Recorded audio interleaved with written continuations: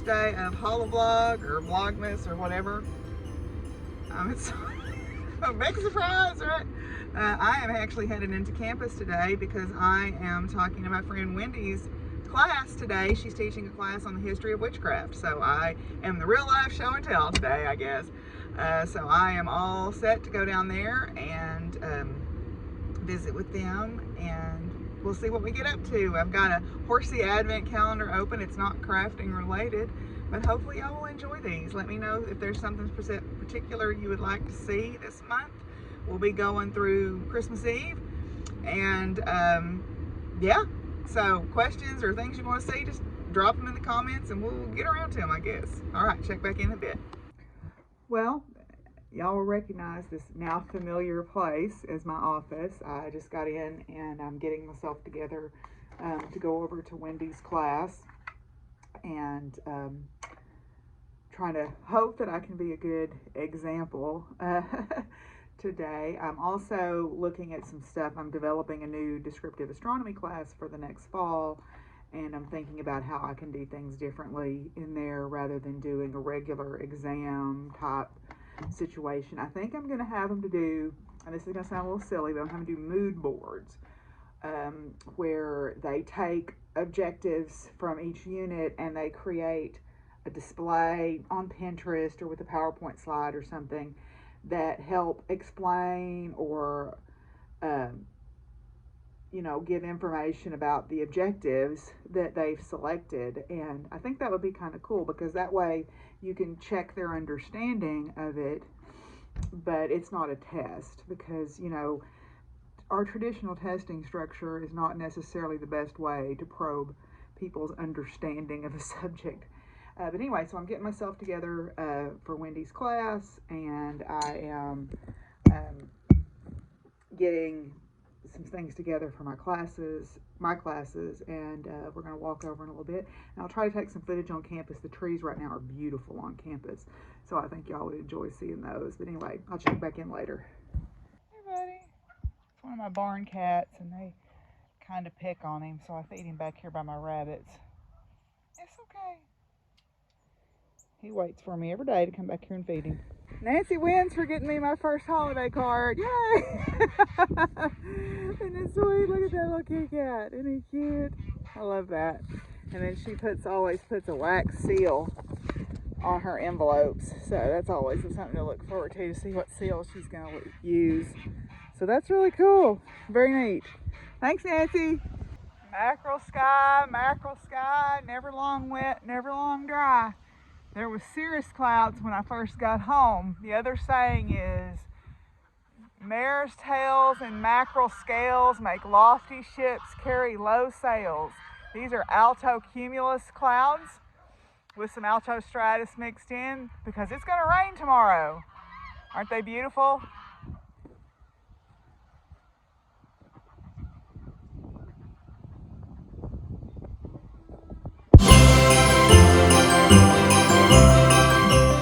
So these are the trees right by my house, and there's actually 3 trees here. There's 2 red oaks and a white oak. The 2 red oaks flank the white oak, and you can see some of the color differences up in the leaves there. So the color on these is really beautiful. I mean, they're a little bit past their peak, but it's really, really beautiful. Oh, actually, I'm wrong. The white oak is the one on this side. It's the one with the more reddish leaves, and then the red oak has the more yellow leaves. But yeah, they grew up here together, so here they are. Well, one thing you might not know is bayberry is actually lucky to burn at this time of year. Bayberry candles are supposed to be good fortune, and the saying, there's different ways to say it, but one of them is a bayberry candle burned down to the socket, so down to the candle holder, brings health to the home and gold to the pocket. So we're doing sort of a little weekly candle thing each Sunday with some friends for the sun wheel solstice. And so I've got small bayberry votives that I'll be lighting each week, and then I've got that big bayberry candle that I'll be burning off and on all month, because we can all use more health and good fortune, right? Well, I am in the room where I keep my canning supplies and my yarn and my boxes with my knitwear in it. And these were my mom's stuffed animals, and this is my altar setup here. I've never really shown this before on the podcast, but I'll just show a quick look at it here. But at any rate, the Oracle deck going through seemed to be very popular, so I just got one at the end of October from MJ Cullinan. So I thought we would go through it. It is the Roar Oracle, and it's Powerful Women. So I thought that was right up my alley, so I thought we would go through it. I think there's 44 cards in this deck, so we'll do 2 a day. Yeah, so let's see what we got today. Let me get my booklet here and see what it has to say about these women. Let's see. Oh, 54. Excuse me, there's 54. 54 inspiring women. And it says, however, as you know, there are far more than 54 women in the history we could benefit from learning about, so the process to select these was not easy.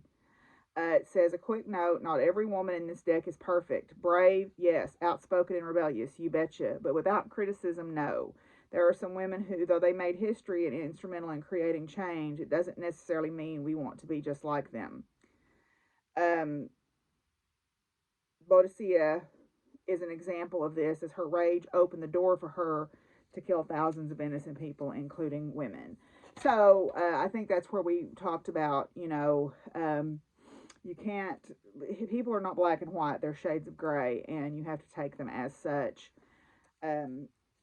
So they all have something to teach us, even if it's something that they did that was negative, we can learn from that and maybe not do the same, right? So looks like we're going to be working backwards today. So we're going to start with Virginia Woolf. Virginia Woolf, born 1882, died 1941, was an English writer, a pioneer in the use of stream of consciousness as a narrative device. From Virginia, if you do not tell the truth about yourself, you cannot tell it about other people. Virginia Woolf had an open relationship with her husband and had an affair with fellow writer Vita Sackville West. She did not hide this relationship or pretend her feelings did not exist. Virginia's ability to be honest with herself, honest about what she desired, resulted from her owning her truth and not shying away from it. Virginia's relationship was all the stronger because she knew who she was and wasn't afraid of articulating that. When Virginia appears in your reading, you may need to be honest with yourself before expecting others to take you seriously. Be careful of the advice you give, as you may be perceived as hypercritical, or judgmental. When you share your authentic self, you will find those around you not only appreciate you for who you are, you will gain greater respect and influence. So Virginia Woolf. Okay, then the next one is a name I recognize. Vera Rubin. Vera Rubin, born 1928, died 2016, American astronomer, a pioneer in galaxy rotation rates. From Vera, I knew there was a school where women could study astronomy, so it never occurred to me that I couldn't be an astronomer. Yay, Vera. She's one of my personal heroes, actually. In high school, Vera's science teacher told her, as long as you stay away from science, you'll be fine. Obviously, he did not deter her from her path. When male professors refused to send her course catalogs, that did not shake her focus either. There will always be people who think they know what you can and can't do, and some of them will even go out of their way to make sure that they're right. However, like Vera, when you know what you are capable, when you know what is available and you know what you are capable of, their words mean very little. Vera is a symbol of knowing that you are capable of what you are capable of and going after it without being distracted by naysayers. Her legacy was described by the New York Times as ushering in a Copernican scale change in cosmological theory. Take that, high school science teacher. All right. I think this is going to be fun. I hope that, I know some of y'all enjoy this. If you don't, you can pass by it, right?